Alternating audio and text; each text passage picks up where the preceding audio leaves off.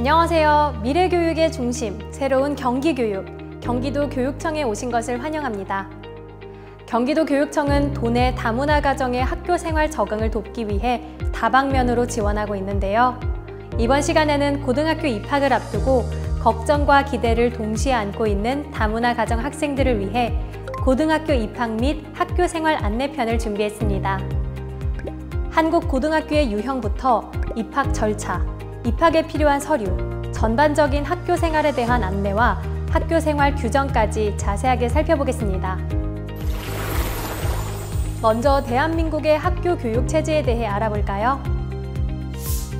한국의 교육 체제는 유치원, 초등학교, 중학교, 고등학교, 대학교 과정으로 이루어져 있는데요.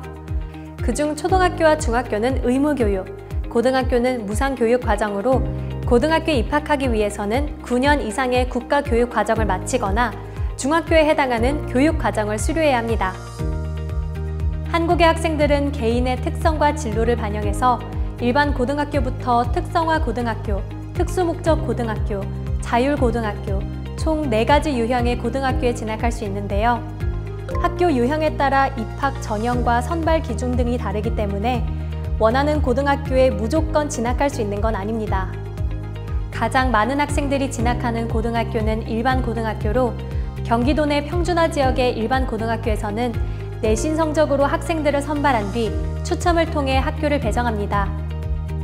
경기도 내 비평준화 지역의 일반 고등학교에서는 내신 성적 등을 기준으로 학교별로 학생을 선발합니다. 다음으로 많은 학생들이 진학하는 특성화 고등학교는 졸업 후 취업을 목표로 하는 직업교육을 실시하는 학교인데요. 특성화 고등학교에서는 내신과 면접 등을 통해 학교별로 학생을 선발합니다.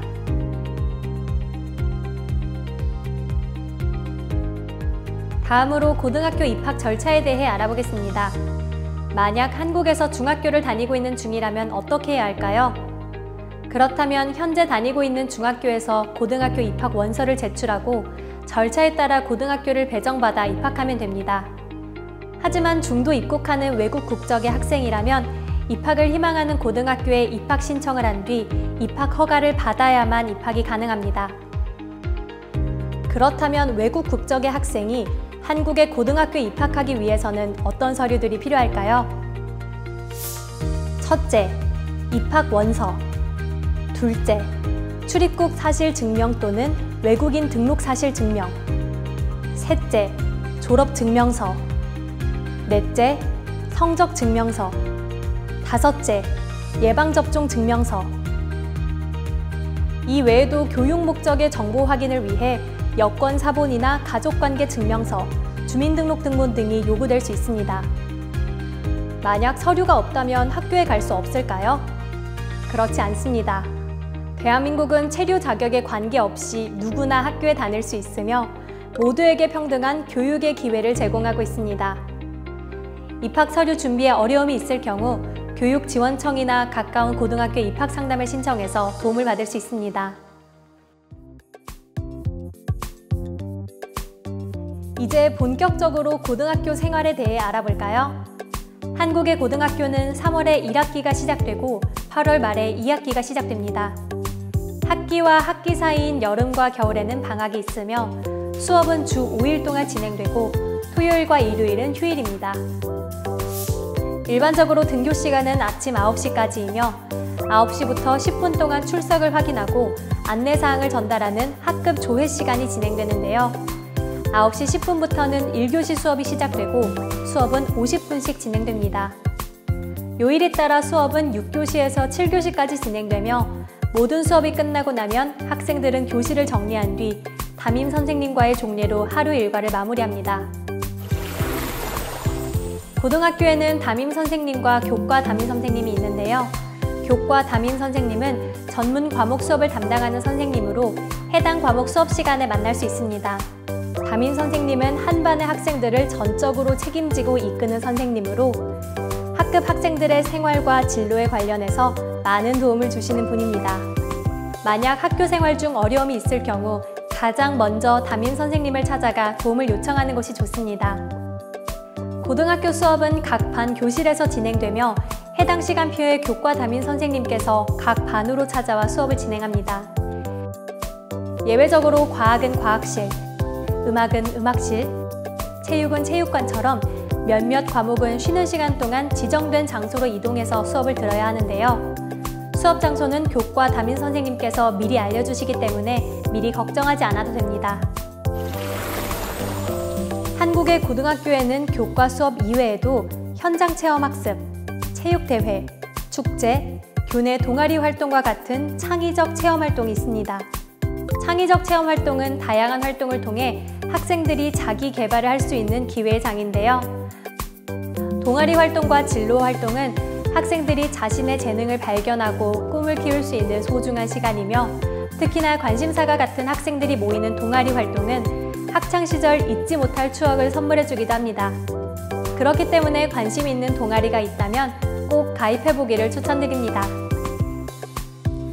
다음은 학생들이 하루 중 가장 기다리는 점심시간인데요. 3교시 혹은 4교시 이후에는 점심시간이 있습니다. 한국의 고등학교는 점심을 무상으로 제공하며 급식실이나 교실에서 친구들과 함께 점심 식사를 하면 됩니다. 만약 건강이나 종교 등을 이유로 먹지 못하는 음식이 있다면 학교 홈페이지와 가정통신문을 통해 메뉴를 미리 확인할 수 있으니 미리 확인해서 점심을 따로 준비해 오는 게 좋겠죠? 이어서 학교 생활 규정과 관련된 내용을 살펴볼까요? 한국의 고등학생은 학교마다 지정된 교복과 체육복을 입고 생활합니다. 그렇기 때문에 입학 전에 교복과 체육복을 미리 준비해야 하는데요. 교복의 경우 1학년 신입생에게 1인당 30만 원 이내의 교복 구입비가 지원되기 때문에 학교에 교복 구입비를 신청하면 됩니다. 하지만 체육복과 생활복은 무상으로 제공되지 않기 때문에 학교에서 안내해주는 지정된 판매점에서 따로 구입해야 합니다. 한국의 고등학교에는 학생생활 규정이라는 게 있습니다. 학생생활 규정이란 학생들이 공동체 구성원으로서 함께 생활하기 위해 마땅히 지켜야 할 규정을 말하는데요. 만약 흡연이나 학교폭력 등으로 규정을 어긴다면 그에 맞는 책임을 지도록 되어 있습니다. 학교 구성원 모두가 자유롭고 안전한 학교 생활을 하기 위해서는 정해진 규정을 지키는 게 민주시민의 바람직한 태도겠죠?